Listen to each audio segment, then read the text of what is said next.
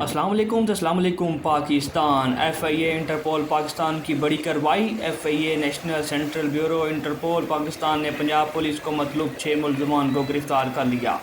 ملزمان کو یو اے ای سے گرفتار کر کے سیالکوٹ ایئرپورٹ پر منتقل کر دیا گیا۔ گرفتار ملزمان میں کیسر شہزاد، توقیر بٹ، بوستان حسن، سائم زیب، وقار عظیم اور نسیم عباس شامل ہیں۔ ملزمان کے خلاف قتل، ڈکیتی کی دفعات کے تحت مقدمات درج تھے۔ گرفتار ملزمان اٹک واڑی، گوجرانوالہ، پاکپتن اور ٹوبا ٹاک سنگھ پولیس کو مطلوب تھے۔ F I A N C B Interpol Pakistan نے ملزمان کی گرفتاری کے لیے ریڈ نوٹس جاری کیے تھے۔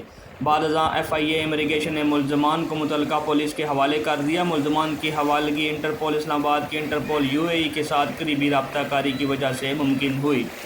N C B Interpol Pakistan نے گزشتہ سال ملزمان کی گرفتاری کے لیے 117 ریڈ نوٹس جاری کیے تھے۔